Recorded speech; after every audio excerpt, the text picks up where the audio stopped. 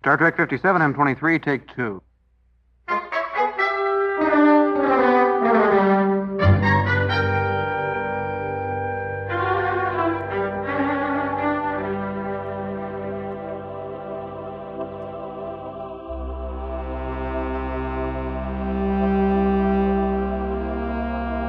It's the It's Got Star Trek podcast.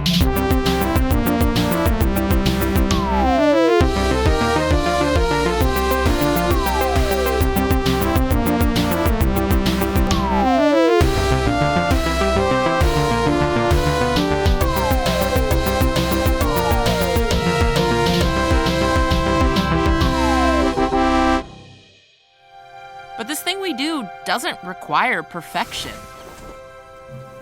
We're explorers. We live for the unknown. You can't prepare for that. Nobody on the Cerritos is even close to perfect. We're a mishmash of people and various creatures that don't fit in anywhere else. But we're a family. That's why I love it here. We believe in the mission and in each other. My mom might be gone, but she handpicked this crew. Which is why I know we're gonna be okay. This isn't the end of a story, it's the beginning. We're gonna make her proud. Wow, that's such a healthy way of looking at it. Yeah. I did get mad and set my bed on fire. Wait, what? Is it still burning? Yeah, and I kicked a computer. But that's all out of my system. I'm good, I think. I mean, I don't know. We'll have to wait and see. Tune in. Uh-oh. Okay, I believe we have everything, all our ducks in a row, so we can begin. To do what? To do the podcast. What podcast? Okay. I don't know if you're just getting us through this thing quickly, or... I'm just helping out. All right, sort of a new style of help. What's the podcast? Which one are we doing? I forget. Patrick has this kind of info. I don't keep the sheet. Patrick keeps the sheets. I don't have that shit. So Dan is like... Are we doing true crime? Dan's totally like just pretending. Jesse, I'm not 100% sure. I don't know what's going on with that. Which podcast are we doing? I don't know. Which one is it this week? All right. Is it the pickles? Oh man, I wish it were. Is it Alf? I mean, I've been in a pickle mood lately. Maybe we should do It's Got Pickles Part 2. And in Part 2. Pickles Revisited. How much more do we have to really say about pickles? Well, we could eat more pickles. Yeah, but we could. So it's for us, not for anyone else. But we could also just eat all the same pickles again and see if our ratings hold true. Yes. It would be scientific to revisit do that. It. Yeah, a proper replication of our prior. I want to do a blind taste test between the different kinds of whipped topping, like Cool Whip, and then the different grocery stores and stuff like that. Okay. Yeah. Well, we'll put it on the docket. You should do a taste test between Coke and Mexican Coke. Yeah. All right. I think I can tell the difference. And Danish. We would have to prove that empirically. No, what you all have stumbled upon or have chosen. You've elected... Tricked into... You may have elected to listen to this podcast. You, by mistake, hit the download button and play, and there's just nothing to be done at this point. Bamboozled. You could have one of those odd services that has a... Shanghai. Play a random podcast. I don't think so. I don't know how many people... I don't think that works like that. Have access to such a service. Well, some players will do it. It's just not many people would have that feature enabled. Yeah. Maybe maybe on YouTube they randomly got us. There's like YouTube millions of podcasts. Like, check this podcast out. A lot of them are not particularly good. Yeah, the YouTube one's more likely. This is a good one, though. This is a pretty good podcast. If I do say so myself. Yeah, and sometimes we do. We keep forgetting about the review haikus. You usually do. Oh, shoot. Is there a new review for a haiku? I don't think there's a new one. I mean, if there is, I apologize. But I don't think so. I think I think we just haven't had a new review in a while, so we haven't done a haiku. And we haven't told people, and we can do that right now, if you leave us a review, and we'll tell you what the podcast is in just a moment. If you leave a review for the podcast that you're listening to now, Dan will write a custom haiku. A bespoke haiku. A bespoke haiku, not generated by any sort of AI assistance. It'll come from this fella's noggin. I would hope the assumption would be that I wouldn't do such a thing. I just state it because there is so much of this AI stuff going around. That's true. We play with the AI stuff sometimes, but for fun and overtly. We make a big deal about it. We don't try to sneak it in there. Dan's not going to sneak it in. We make a big whoop. Either, yeah. So here's the information. Some with that information we've withheld, and that is the title of the podcast that you're listening to. We've also withheld the information until now that Jesse has been gifted a stylus. What's it called? It's a beat, stylophone beat. You got one too. I did as well. A stylophone beat from Dan. Dan has gifted Jesse and I. It's a stylophone drum machine. Stylophone beats. Yeah. With a looping drum machine. Familiar with a stylophone. And as per tradition, it also has a when bass feature. Jesse gets a new little musical toy, he enjoys fiddling around with it on the podcast. So that's something you all have to This is a look forward special to. holiday edition. And it's a good challenge for Dan and I to try to navigate that. I like that you can go. Yeah, I know, it's pretty Yeah, awesome. that was something we just figured out. Yeah. Okay. And all of this fun stuff is being brought to you by the It's Got Star Trek podcast. Engage the core. All right. I wonder what Dan was waiting to play there. He had his finger just hovering over his sound clip button there for a little bit. Yes, this is the It's Got Star Trek podcast. It is episode 269 of the It's Got Star Trek podcast. This thing we do doesn't require perfection.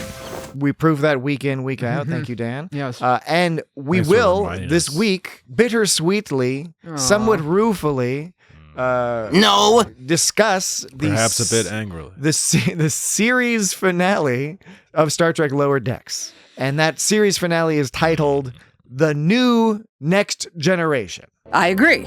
All right, good. I'm glad Somebody agrees. we're all on the same page there. And of course, this The New Next Generation is a part 2 of a two-parter. It started last week with Fissure Quest, which of course we discussed in conjunction with Upper Deckers in last week's podcast episode. You all should check it out. But you probably already did. well, hopefully they did. But if not, go check it out. And regardless, Yeah, right. we do have a voicemail from Grayson. Ozani, when the light came over the mountain. His voicemail is about Fissure Quest, but we got it in after we had already recorded, so we're gonna play it now. But it's an Too appropriate... little, too late. No, it turns out in the perfect time because, Dan, as you commented last that's week, true. we didn't realize, of course, ahead of time, although I suppose we could have guessed, we didn't realize that Fissure Quest was going to be part 1 of a two-parter, and Dan was suggesting we should have just waited to cover that one. Yes, I did. So we do figure some of that He's out. the So idea, man. We're going to reference that plot, of course, in tonight's discussion. So I think it's perfectly appropriate to enjoy Grayson's voicemail about Fissure Quest. Here we go. Good. What a great show.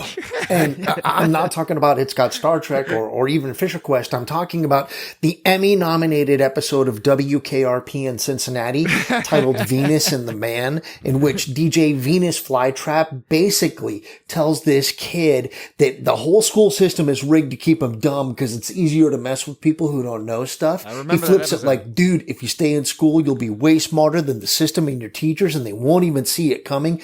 Total mind game because it works. And Arnold's like, oh yeah, I want to beat the system. So yeah, that was a great show. Reverse psychology. But I also do want to tell you guys how excited I am to hear your reaction to the latest episode of Lower Decks Fissure Quest. I freaking loved it. How cool was it to see the the Animax, whatever the name of that ship is? It looked so good. I mean, it was almost like it wasn't animated in some scenes. The beauty shots of that ship were amazing. I did not realize how much I liked the Defiance class until this episode. It was like one of those episodes I wish I could have watched with Star Trek friends, so we could have all reacted when we saw the Animaximan, whatever it was called. When it appeared, I would have loved to have been in a room with Star Trek nerds. Maybe you guys could help me out with that. Could we recreate our reactions right here, right now, like at the same time? Yeah. Like if we all just flash back to that moment, and we count to 3, and then we do all of our reactions together. To what? It'll feel like we were all there at the same time. To see Ready? the ship in the 1, in the 2, Fissure Quest. 3. Oh my God! It's the Defiance! I can't believe it. Okay, now I feel like I've watched it with holograms. friends. Thank you, guys. I can't wait to hear what clips Dan's decided to pull. I mean, there's at least 2 or 3 holograms Yep, and so many to pull. moments. So, okay, that's all. I have nothing to plug. I'll see you guys all on the Bluesky at TV Guy Grayson later. Thanks. Bluesky, it's right, Bluesky. Bluesky for real. Bluesky. Yeah, and then WKRP in Cincinnati. We kick ass. I used to watch that show, WKRP in Cincinnati. It was hilarious. too. And I remembered the episode he was talking about. And of course, there's the famous turkey episode where they describe throwing the live turkeys at the helicopter. Anyway, WKRP. I think I remember that one. The problem with WKRP, of course, is it's hard to watch the reruns because, first of all, they didn't have reruns for a while because the music licenses didn't allow them to play. Because in the show, it had original music from like the Rolling Stones and stuff, and they had to redo all the music with sound-alike stuff, and it sounds like really weird. It costs a lot to use a Rolling Stone. Yeah. And Daria had the same issue. When Daria, it's hard to find it with the real music. But anyway, thanks as always, Grayson, for the email. Thanks. I hope by now you've gotten to enjoy all of Dan's fun sound clips from Fisher Quest. It was a good time. We did very much enjoy that episode. That was a great lead-in to this episode. Yep. It was part one. So none of us are going to say anything. No, we're going to talk about this. I thought you were about to push a button or something. Oh, no, I appreciate you with the heads up, but I failed you, I guess. No, because you had been playing sound effects after each previous sort of it was like like musical measures. You'd be like 3 measures and then a sound clip. Right. Yeah, that's a good rhythm to have when you're doing it. Haha, still got it. That you do, Dan. Got it. And actually, Grayson, you mentioned. Do you know who this is? What? Got it. Is that the Australian engineer? I forget her name. Meredith. Who I was also mentioning plays Poppy on Mythic Quest. Oh, I thought you were about to say right. who I'm in love with. I'm in love with. I'm in love with cool. Meredith. She's great. She's just wonderful, and I can't stop thinking about her. No, what I was going to say is Grayson had mentioned how he wished he had been watching that episode with other Star Trek fans, and it's something that a lot of us don't get to do. Even the 3 of us are usually watching these episodes on our lonesome. However, last week, Dan and I did watch a couple of the episodes together. It was not the first time we had seen them, so it wasn't like we were discovering them, but it was fun sitting next to Dan on the couch, holding hands, and watching Star Trek like the old days. This whole day is weird. I showed up at the tail end of that, and yeah, it was you guys were all snuggled. Yeah, we're just there was some pizza. Or cozy. That was weird on the couch. No, I thought it was delightful. It wasn't weird. It was touching. So anyway, thanks again, Grayson. We appreciate it. And before we start our discussion, just a heads up that this is the series finale. So no new Star Trek for a little bit, at least until the Section 31 movie in January. So we'll cover that. Are we looking forward to that? I don't know much about it. I haven't even seen the trailers.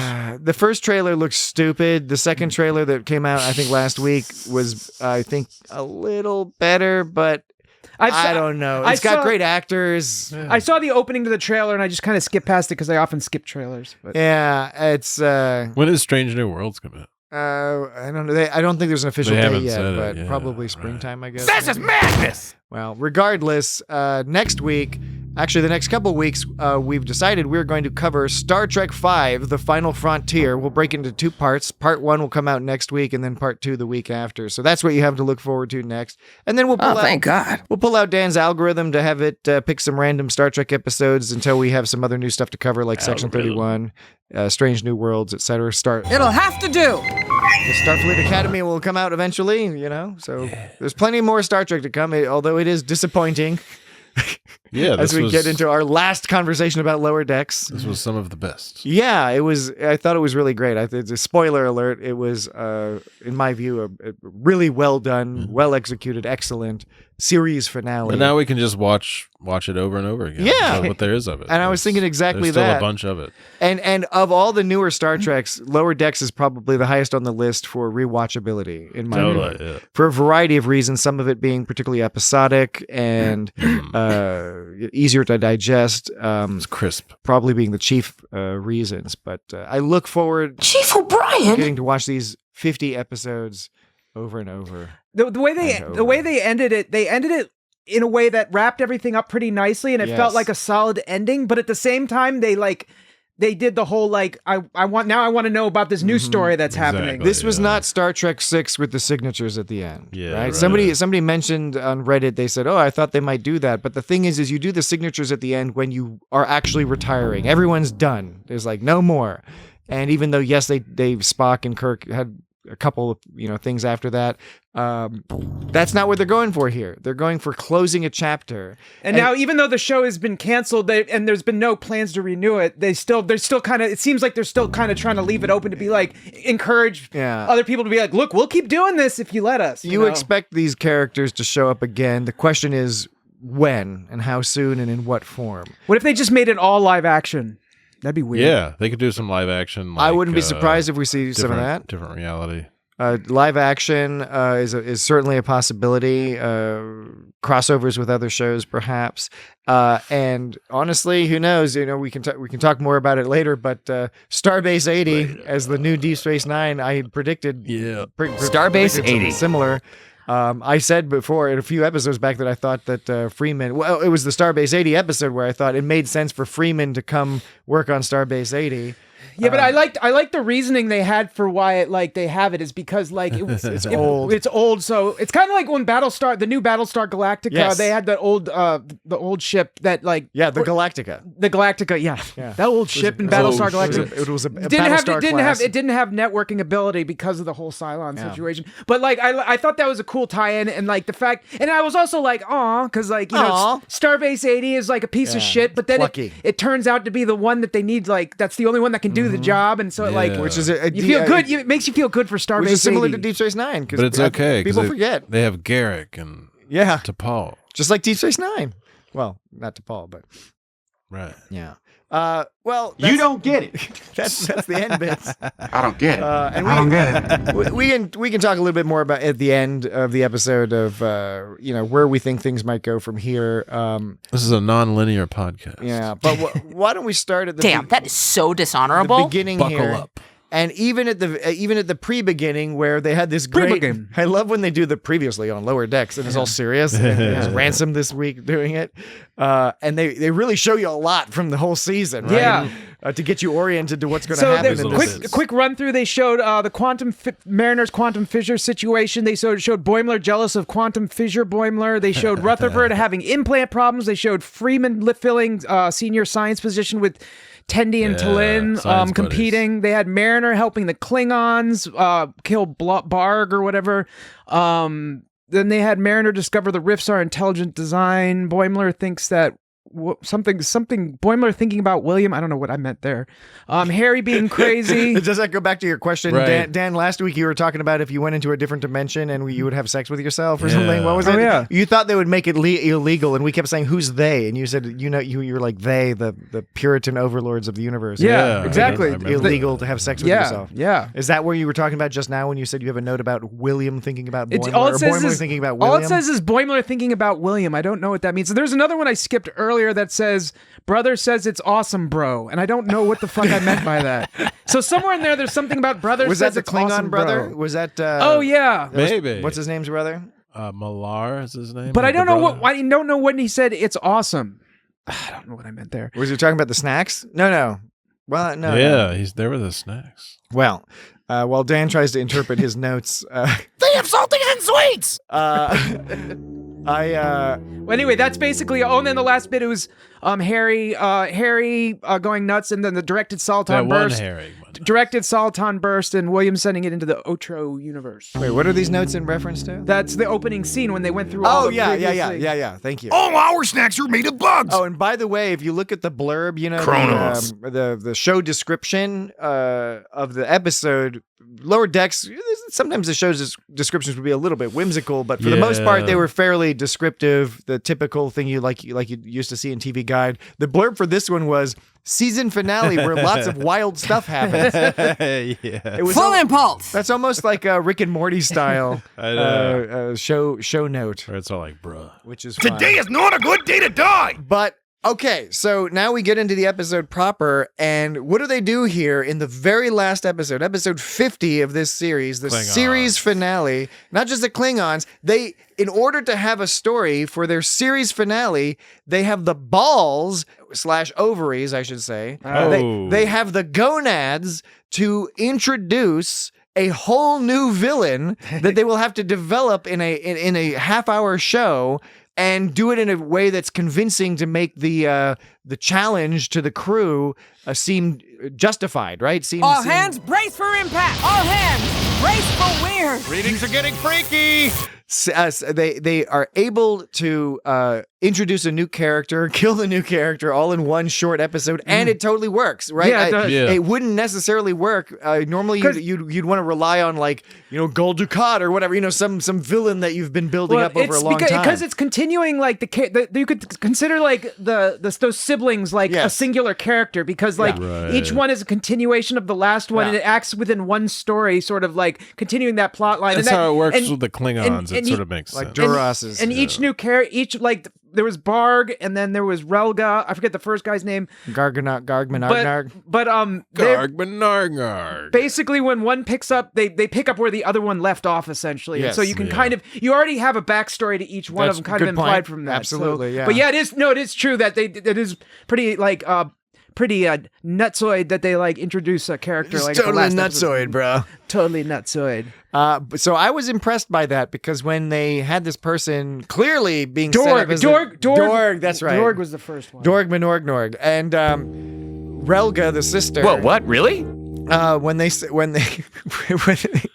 it is a challenge sometimes dealing with Jesse's. That was just wasn't even a tune. It was just sort of a straight tone for just a little bit. Don't be so weak. Hey, don't you think this is if you say this over and over again, doesn't this sound like a really weird sentence? Don't be so weak. Don't be so weak. Don't be so weak. Don't be so weak. Don't be so weak. If you didn't speak English, wouldn't that just sound like a bunch of gobbledygook? If you play it a few more times, it'll sound gobbledygook to me, and I do speak English. Don't be so weak. Don't be so weak. Don't be so weak. Don't be so weak. Don't be so weak. Don't be so weak. Don't be so weak. That sounds like clown words, Yeah. They sound like clown words.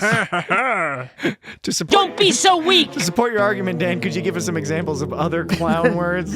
I mean, it's just because it's weak, walk, woke, whoa, boo, bop, beep, boo, barty, don't do, don't be so weak. Plot, weak, beak, boke, beep, boke, beak. The audience at home is missing out on Dan's miming. Dan's losing his shit. That was weird. That was weird. I will ram their bridge. So yes, new villain, pulled off very well, very impressive, unsurprising in retrospect, of course. But there's a couple aspects of this episode where you get a little nervous at first. First was are they going to pull off this introducing a new villain thing? They did. The other thing was having Rutherford. I'd like to see you try. Get mad at the Cerritos. It was really upsetting. Yeah. But that story closed down very well. It was weird because at first I thought that Williams sent the Soliton wave to the wrong dimension and that this was a different dimension. Oh, because Rutherford was hating on the Cerritos so much. Okay. And, weird. Yeah, and I can see how that would be a bit of a red herring. At the beginning of the last episode, we saw those Rutherford was having problems with his headset, we saw. Yes. But he wasn't hating on the Cerritos. So I was wondering how much time passed between that moment and then the beginning of the second episode. Who knows? But at first I was also confused because for some reason I thought in my head it was supposed to mirror what happened at the beginning of the last episode. But then I was like, no, it's a different time. But what really got me confused was like I just said, how... Oh, I'm excited. No, but what I just said, which was how Rutherford... Oh, okay. So we already know. Because Rutherford's because he was so down on the Cerritos, I thought that was weird. And it just, the opening, I thought the opening of this was supposed to mirror that of the other one. I thought they were supposed to be the same time. I thought the beginning of this episode was supposed to be the beginning of the last episode, the same time. It was the end of the last episode. Yeah, it was the end of the last episode. I know. That was a stupid assumption on my part. We got to start a little earlier than what we saw at the end of the last episode. But Rutherford, so it turns out in the end, it wasn't the Cerritos that he didn't like, it was his implants that he didn't like, right? And so I didn't know And that. it seemed like he mostly just didn't like when the Cerritos was changing up. Like he started Yeah. hating it. He hated it even more. So it was more like. So, well, okay, so here's a conversation between Rutherford and Billups. Rutherford goes, dang it, stupid new quantum reality power relays. And then Billups goes, implant trouble? And Rutherford goes, no, it's working great. He just said his implant's working great. He just said his implant's working great. And then he says, but these systems are a mess. Who designs a ship like this? So at what point... That was when it was changing. So at what point did he decide he was wrong about him initially thinking it was the ship's problem? Because initially he said his implant was fine, but by the end he decided that his implant was not fine. I'm wondering at what point he changed his mind. There are some inconsistencies because there are times in this season and even in this episode where Dang it! Stupid new quantum reality power relays! where the implant is not working properly because there's like sparks coming out of it and shit, right? So there's some stuff there. I do believe there's some inconsistencies in how they've set up his frustration because, as you noted, was it you, Jesse, that noted it was that when the ship was changing was when he was actually getting upset, and so it sort of doesn't quite square that he's like mad at the Cerritos because at first he's mad because it's too old because it's like a freedom class, and then he's mad that it's too new. And even though the beginning of this episode happened later than the beginning of the last episode, they can still assume they're close. The beginning of this episode happened earlier than the end of the last episode. Don't say that. Yes, because that's exactly what happened. Was, dude. Okay, well, just seconds before the last episode. Like 30 seconds or a minute. They have a whole, we see the conversation leading up to Boimler reading the pad. My point is the beginning of the last episode began not too long before the beginning of the second episode. Totally, dude. So you would think that Rutherford would be in a similar state of mind then as he was in the beginning of the last episode. No, I'm agreeing. And in the last episode, he mentioned nothing about it. He wasn't bitching about the Cerritos at all in the last episode. Now, granted, there wasn't much time, but that was a common theme throughout this whole episode. He was nonstop bitching about the Cerritos, and nothing hinted at that last episode, basically. Well, look, they have been hinting at The Cali class rules! weird stuff with his implant even earlier in the season. What I think happened here is in the show, I think it's a classic case of they made a decision to arrive at a certain conclusion. And that conclusion was the very triumphant and frankly emotional scene where Rutherford falls back in love with the Cerritos, suddenly realizes, no, the Cerritos is exactly the right ship to solve this problem. God, I love you. And he goes on his engineering madness spree where the lower decks theme kicks in and it's I love you too. Everything's sounding so fucking awesome. Yeah. That was worth it. And to get to that, you needed to have him start the episode in a bad place and then come back to it, because him coming back to it is what is that emotional kick in the ass that the episode is right where the episode needs that emotional kick in the ass. Uzani, when the light came over the mountain. Yeah. But I agree that the setup is maybe a little forced to get it there, but to me it works because it worked out. And we've never seen Rutherford like even just that angry about anything. Like other than those episodes where we saw pre-Rutherford. Right. Oh well, that not counting dickhead, piece of shit not Rutherford. counting dickhead Rutherford, the Rutherford that we got to know. Yeah. You know, I like it. He just ripped the implant like out of his head. Yeah. I would. You always think that those things are like drilled into your brain or something like that, but I guess not. I still do think that. I think it probably was a problem that he did that. But and I don't understand when he said I'll enjoy the Cerritos twice as much now that I don't have my implant. Like I didn't like if they're either not related, either the two aren't related, or you're going to enjoy the Cerritos more with the implant because you can see more. But I don't see how you'd enjoy it more without it. I took that to mean that he's going to have more fun engineering because he will have fewer advantages. And so that an engineer wants to have the challenge. It's more of a puzzle. So there will be more of a puzzle. Rutherford was like, as we know, he was all complaining about how like shit kept going wrong with the Cerritos. It's old, he can't do shit with it. But then Tendi was like, when Rutherford said he was pissed at the Cerritos, Tendi was like, but there's so much stuff left to fix. Yeah, I know, right? Which is like the same reason why he was pissed at it. He was pissed because there's like, everything's broken, but she spun it as, but you get to fix so much because that's shit. normally what he was into. Yeah, exactly. Normally he was like excited about it. Because that's when remember when they got to go to the, briefly they were thinking of trying to get transferred to the nicer ship. Season 3 or something like that? Yeah. And then they were like, man, this kind of is boring. And they had the new tricorders. Yeah, everything's working. I like it. Whoa. All right, let's try that again, Dan. Take 2. Okay. Still got it. I thought it was interesting. Yeah.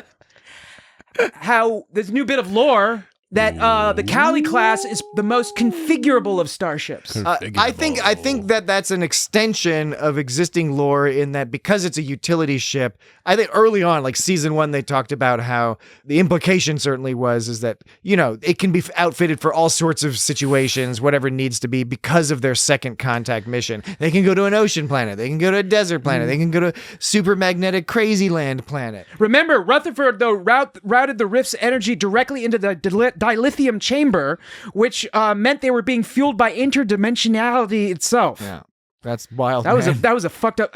I barely got through those sentences. Yeah. I think you can. There was a translate lot what of I said. hilarious. I like. Do you think if you tried that reading it again, you could do it? Yeah. Okay. See, we got to remember that Rutherford routed the rift's energy directly into the dilithium chamber. At that point, it was being fueled by interdimensionality.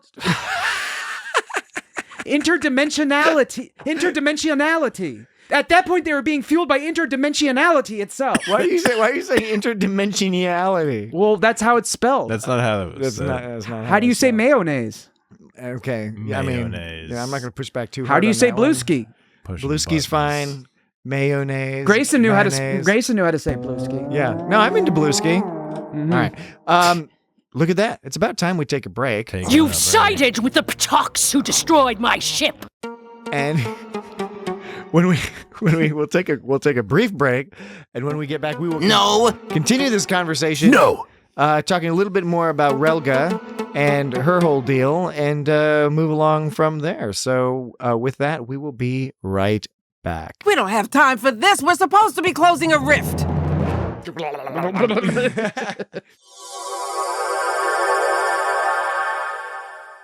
All right, we are back. This isn't the end of a story, it's the beginning. I know. Oh, thanks. Wouldn't that have been better to play like earlier in the episode? Well, I already had this one. This thing we do doesn't require perfection. And we also had this. Engage the core. Yeah. So it's a question of which one to begin with. Engage the core was probably the best one to begin with. And then which is why I followed it up with this thing we do doesn't require perfection. Because I already began it with one thing, and so that was a better follow-up than... This isn't the end of a story, it's the beginning. I was considering playing that first for a while, but then I decided to go with Engage the Core, and I didn't think it worked second in the first time. I think it worked first in the second time. I've become confused, but I believe you. Okay. There was a lot of ship button noises. There was this. There was this. There was this. And then there was this. Oh, you might want to upload those to TrekCore to their sound bank. They'd appreciate these high-quality sound effects. You might want to upload these nuts. Then there was this.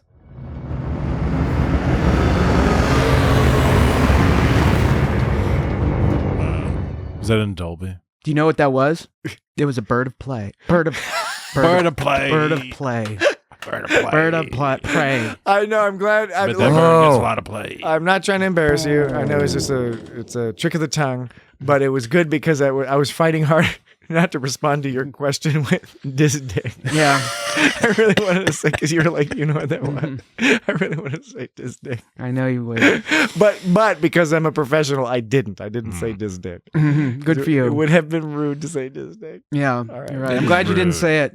All right. Do you guys want to see if you can remember /guess/ know the various classes of ship that the Cerritos turned into at various points in the episode? There was the Freedom class. Boom! Freedom class. With the one nacelle. 1 point to Jesse. This is not a typical fun 'em up, but and then it turned into another one with one nacelle, right? After that. Yeah, it was like a variation on the Freedom class. So wait a sec. The Freedom class isn't a one nacelle ship? It is. That was the one nacelle one. So Jesse's got that one. So I was okay because then Freeman was like wondering how they could go to warp in a ship with one nacelle. Wouldn't she have learned that in Starfleet history class or something? It's a comedy program. She was just being a goofy. It's a commentary how does that on even something work like that? People have said because everyone's like they always have two nacelles and now they have one nacelle. And then Tendi is plays the role of the person who is super Data.